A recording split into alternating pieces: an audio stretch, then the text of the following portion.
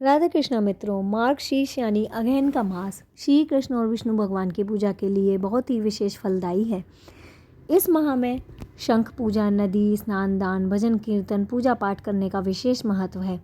श्री कृष्ण और भगवान की पूजा करने से हर तरह के पाप नष्ट हो जाते हैं और पुण्य की प्राप्ति होती है। इस मास में ही मांगलिक कार्य और शादी विवाह आदि मांगलिक शुभ कार्यों को बहुत ही ज़्यादा शुभ माना जाता है। इस महीने में करना धार्मिक महोत्सवों के अलावा सभी तरह के आयोजनों और पूजा पाठ अनुष्ठानों के लिए भी विशेष महत्व रखता है। आज मैं आपको मार्गशीर्ष मास की अध्याय 5 की कथा सुनाने जा रही हूँ, जिसमें ब्रह्मा जी कहते हैं विष्णु भगवान से कि जो आपको पंचामृत से स्नान कराने से और शंख के द्वारा जल से स्नान कराने से फल प्राप्त होता है, कृपया करके उसे विस्तार पूर्वक मुझे बताइए, मैं वह सुनने की इच्छा रखता हूँ। विष्णु भगवान कहते हैं, यदि मनुष्य मुझे दुग्ध से स्नान कराता है तो प्रत्येक बूंद में उसको 100 अश्वमेध यज्ञों के अनुष्ठान के बराबर फल प्राप्त होता है। भगवान कहते हैं कि मुझे दूध से 10 गुना ज़्यादा अधिक फल दधी अर्थात दही से स्नान कराने पर प्राप्त होता है। दूध से ज़्यादा दही का महत्व है क्योंकि यह मानसिक शांति प्रदान करता है। दही से 10 गुना अधिक फल घी से अभिषेक करने पर प्राप्त होता है और घी से भी ज़्यादा 10 गुना फल शहद अर्थात मधु से अभिषेक कराने पर प्राप्त होता है। मधु अर्थात शहद से 10 गुना अधिक फल शर्करा से अभिषेक करने पर प्राप्त होता है। मंत्रोच्चार करते हुए घी, धूप, नैवेद्य और दीपक लगाकर पूजा करने से और जल चढ़ाने से सबसे ज़्यादा अधिक फल प्राप्त होता है। द्वादशी तिथि या पूर्णमासी तिथि पर कोई भी मुझे गाय के दूध से स्नान कराता है तो उसके समस्त पापों का नाश हो जाता है। जैसे दूध से घी, दही सभी पदार्थ की उत्पत्ति मानी जाती है, इसी प्रकार दुग्ध स्नान से समस्त इच्छाएं पूरी होती हैं। दूध स्नान कराने से सौभाग्य की प्राप्ति होती है और दही से स्नान कराने पर ठान और भोजन और घी से विष्णु भगवान को स्नान कराता है, वह विष्णु धाम को जाता है। मार्गशीर्ष मास में जो शहद से विष्णु भगवान का स्नान कराता है वह स्वर्ग को जाता है तथा पुनर्जन्म लेकर पृथ्वी पर राजा के समान ही जीवन व्यतीत करता है। तो मार्गशीर्ष मास में मुझको दूध से स्नान कराता है। विष्णु भगवान कहते हैं वह गज यानी कि हाथी, घोड़ा आदि के साथ में ही राजा के समान जीवन व्यतीत करता है।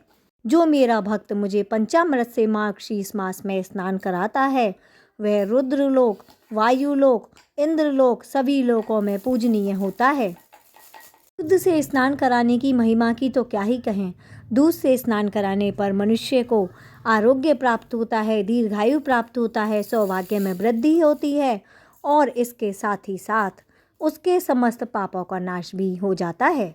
फिर विष्णु भगवान कहते हैं, जो मनुष्य मुझे कपिला गौ से दूध स्नान कराता है वह 100 गायों का दान करने के बराबर फल प्राप्त का भागी होता है। विष्णु भगवान कहते हैं, जो मार्गशीर्ष मास में मनुष्य मुझे शंख में जल भरकर स्नान कराता है वह स्वयं तो स्वर्ग का भागी होता ही है, साथ ही में अपने समस्त कुल का उद्धार करने वाला भी होता है। फिर भगवान कहते हैं, जो मनुष्य शंख में मुझे गौ के दुग्ध से स्नान कराता है अर्थात अभिषेक करता है वह समस्त तीर्थों के करने के बराबर फल प्राप्त करता है। और जो मनुष्य शंख में अक्षत अर्थात चावल को भरकर मुझ पर अर्पण करता है वह समस्त तीर्थों के फल को प्राप्त कर लेता है। मनुष्य मार्गशीर्ष मास में श्री कृष्ण भगवान को 8 बार शंख में जल से स्नान कराता है वह सबसे श्रेष्ठ और उत्तम मनुष्य माना जाता है। जो मनुष्य 16 बार मुझे शंख से स्नान कराता है वह पूजनीय तो होता ही है और श्रेष्ठ भी हो जाता है और अंत में मेरे धाम को प्राप्त कर लेता है। जो मनुष्य 24 बार शंख से स्नान कराता है वह इंद्रलोक को जाता है और पूजनीय होता है। इसी प्रकार 16 बार भी मुझे कोई स्नान कराता है वह श्रेष्ठ मनुष्य माना जाता है। वो मनुष्य मार्गशीर्ष मास में मुझे 108 बार शंख से स्नान कराता है, वह 16 मासा स्वर्ण के तुल्य दान का भागी होता है। जो मनुष्य मार्गशीर्ष मास में शंख की ध्वनि सुनाता है, उसके पितर उसी समय स्वर्ग में प्रतिष्ठित हो जाते हैं। मनुष्य मार्गशीर्ष मास में विष्णु भगवान को 1008 बार शंख से स्नान कराता है, वह सब परिवार प्रलय पर्यंत मुक्ति को प्राप्त होता है, ऐसा विष्णु भगवान कहते हैं। हे मनुष्य, आप सुनिए, जो भी मनुष्य मुझे नित्य प्रति शंख से स्नान कराता है, वह नित्य गंगा स्नान करने के बराबर ही फल प्राप्त कर लेता है। देवता के समान ही उसको आनंद की प्राप्ति होती है। और हे ब्रह्मा, जो भी मनुष्य मुझे ओम नमो नारायण मंत्रोच्चार करते हुए स्नान कराता है, वह समस्त पापों से मुक्ति पा लेता है। कहते हैं विष्णु भगवान कि नदी, तालाब, कुएं, बावड़ी आदि का यदि वह जल भी शंख में रखकर मुझ पर चढ़ाता है, तो समस्त जल गंगा जल के समान ही पवित्र माने जाते हैं। मुनि श्रेष्ठ, जितने भी इस लोक में तीर्थ हैं, वह मेरे ही आज्ञानुसार इस शंख में वास करते हैं। अर्थात जो भी मनुष्य मुझे शंख से स्नान कराएगा, उसे समस्त सुखों की प्राप्ति होगी, स्वर्ग का अधीन होगा वो, और इस लोक में राजा होने का वैभव प्राप्त करेगा, और उसके समस्त पापों का नाश भी शीघ्र उसी वक्त हो जाएगा। शंख के आदि भाग में चंद्र देवता, शंख के कुक्षी अर्थात कोख में वरुण देवता, शंख के पृष्ठ भाग में प्रजापति, शंख के अग्र भाग में गंगा तथा सरस्वती देवी वास करती हैं।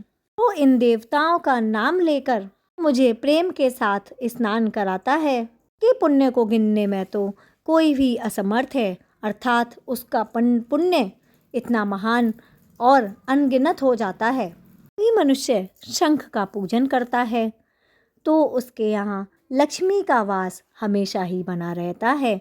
मुझे पंचामृत स्नान बहुत अत्यधिक प्रिय है। जो भी मनुष्य मुझे प्रेम भाव से, भक्ति भाव से पंचामृत से स्नान कराता है, उसे समस्त सुखों की प्राप्ति होती है, मेरी कृपा बनी रहती है और लक्ष्मी माता की दृष्टि भी उस पर बनी रहती है। कभी भी धन वैभव की कोई कमी नहीं होती है, साथ ही में उसके समस्त पापों का नाश भी हो जाता है। जो मनुष्य शंख पर चंदन लगाकर मेरा भजन करता है, वह मुझे 100 वर्षों के लिए तृप्त कर देता है, अर्थात मुझे आनंदानुभूति होती है।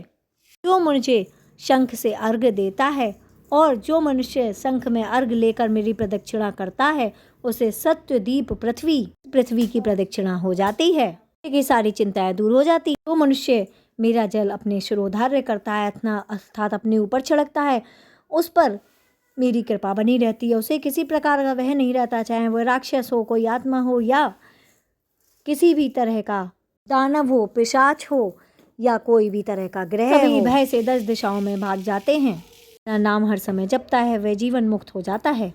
ब्रह्मा विष्णु संवादे 5वें पंचम अध्याय की कथा संपूर्ण होती है। राधे कृष्णा, आपका दिन शुभ हो। Thank you so much for watching. पसंद आई हो वीडियो तो लाइक कर दीजिएगा।